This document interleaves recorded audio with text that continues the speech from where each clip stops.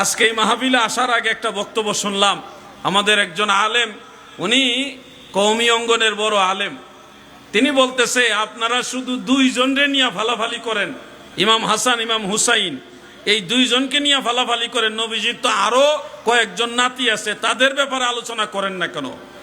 এই যে কথাটা একটা সৌন্দর্য আছে যে নবীজির আরো কয়েকজন নাতি আছে, ওনাদের নাম এই এই এই, আপনারা তাদের ব্যাপারে আলোচনা করবেন, এতে করে দয়াল নবীজি খুশি হবে। ইমাম হাসান ইমাম হুসাইনের আলোচনা করবেন, পাশাপাশি অন্যান্য নাতিদের নিয়ে আলোচনা করেন। এই কথাটার মধ্যে একটা মাধুর্যতা আছে।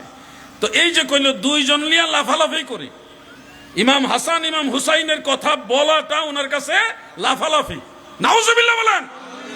আচ্ছা আপনারা বলেন, নবীজির সব নাতিরা মহাসম্মানিত, এতে আমাদের কোনো অবজেকশন থাকার সুযোগ নাই। ওনারা আমাদের মাথার তাজের চেয়ে দামি, অতুলনীয়। কিন্তু ইমাম হাসান ইমাম হুসাইনের মর্যাদা স্পেশাল। আমার নবীজি বলছে না, ইমাম হাসান ইমাম হুসাইন রাদিয়াল্লাহু আনহুমার মর্যাদাটা ব্যতিক্রম। নবীজি বলছে, আল হাসান ওয়াল হুসাইন মিন্নি ওয়া আনা মিনাল হাসান ওয়াল হুসাইন। হাসান এবং হুসাইন আমি রাসূলের অংশ, আমিও তাদের অংশ। নবীজি সাল্লাল্লাহু আলাইহি ওয়াসাল্লাম ইমাম হাসান ইমাম হুসাইন সম্পর্কে বলেন, তারা হলো সাইয়্যিদা শাবাবি আহলিল জান্নাহ।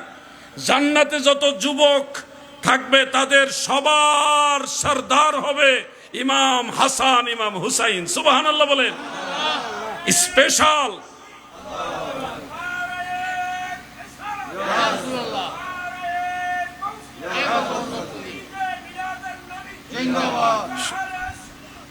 শুহাদায়ে কারবালা।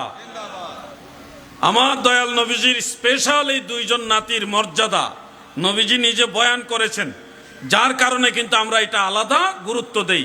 গুরুত্বটা আমরা নিজের থেকে দেই না, মদিনাওয়ালা দিয়ে গেছে এই জন্য আমরা দেই। এটার অর্থ এই না নবীজির অন্যান্য পরিবারবর্গ কাউকে আমরা ছোট করছি, বরং সবাইকে আমরা তাজ, মাথার তাজ হিসেবে সম্মান করি। কিন্তু ইমাম হাসান ইমাম হুসাইনের বিষয়টা ভিন্ন। দাদু আমার, এগুলি হলো খারেজি। যারা ইমাম হাসান ইমাম হুসাইনের প্রশংসা শুনলে ডাইনে বামে খালি বিভিন্ন কথা খুঁজে, এগুলি হলো খারেজি।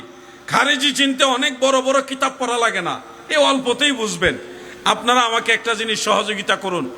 ইমাম হাসান ইমাম হুসাইন রাদিয়াল্লাহু তাআলা আনহুমা এই দুইজন জান্নাতে থাকলে সর্দার হিসেবে থাকবেন। এখন যারা এই দুইজনের প্রশংসা পছন্দ করে না, তারা তাইলে জান্নাতে সর্দার হিসেবে কাদেরকে মানবে? আরেকজন শিয়া মৌলবী বলতেছে জান্নাতে ইমাম হাসান এবং ইমাম হুসাইন হলো সর্দার, কিন্তু হযরত আবু বকর সিদ্দিক, হযরত উমর ফারুক রাদিয়াল্লাহু আনহুমা ওনাদেরকে বৃদ্ধদের সর্দার বলা হয়েছে হাদিসে। এটা নাকি জাল হাদিস, উমাইয়াদের বানানো হাদিস। উনি যুক্তি দিলেন কি, জান্নাতে কোনো বৃদ্ধ লোক থাকবে না, সব জওয়ান হবে। যেহেতু জান্নাতে সব জওয়ান, তাহলে সবার সর্দার ইমাম হাসান ইমাম হুসাইন। যুক্তিটা শুনলে আপনারা প্রাথমিকভাবে ভাববেন যে এটা ঠিক, ওই হাদিসটা ভুল, অথচ ওইটাও সিহাসিত্তার হাদিস, যে বৃদ্ধদের সর্দার হবে হযরত আবু বকর সিদ্দিক, হযরত উমর ফারুক, ওনারা হবে বৃদ্ধদের সর্দার, আর যুবকদের সর্দার হবে ইমাম হাসান ইমাম হুসাইন। এই দুই হাদিসের সমন্বয় কি? শিয়ারা তো ওইদিকে ঘুরাই দেয়। এবার সঠিক ব্যাখ্যাটা আপনারা শুনুন, সঠিক জিনিসটা জানার দরকার আছে কিনা। কারণ হলো দয়াল নবীজি একবার বলছিলেন জান্নাতে কোনো বৃদ্ধ লোক জান্নাতে যাবে না, বা জান্নাতে কোনো বৃদ্ধ লোক থাকবে না।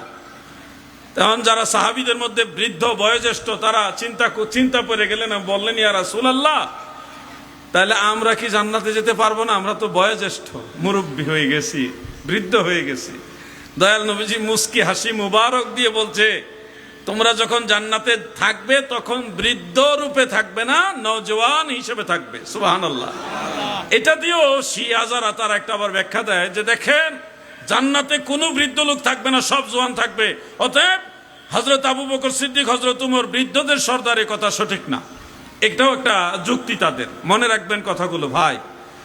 জান্নাতে যুবকদের সর্দার হবে ইমাম হাসান ইমাম হুসাইন, এটা সঠিক, সত্য।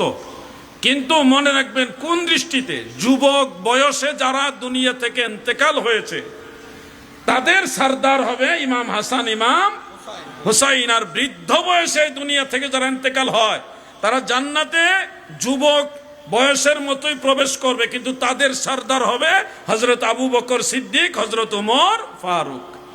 এখানে ক্লাসিফিকেশনটা করা হবে। মুরব্বীরা জান্নাতে যাবে যুবক হয়ে, কিন্তু এই মুরব্বী বয়সে যারা মারা গেছে তাদের সরদার হবে শাইখাইন হযরত আবু বকর সিদ্দিক, হযরতে ওমর ফারুক। আর যুবক বয়সে যারা ইন্তেকাল করেন, মারা যান, তাদের সরদার হবে ইমাম হাসান ইমাম হুসাইন। এই জন্যে ইমাম হাসান এবং ইমাম হুসাইনের কথাটা যখন নবীজি বলেছেন, স্পেশাল যুবক শব্দটা সংযুক্ত করে দিয়েছেন, সাইয়্যিদা শাবাবি আহলিল জান্নাহ। শাবাব মানে যুবক, শাবাব মানে কি? যুবক। যুবক বয়সে যারা মারা যান সেই যুবকদের সরদার হবে ইমাম হাসান ইমাম হুসাইন। কথাটা কি বুঝতে পারছেন আপনারা?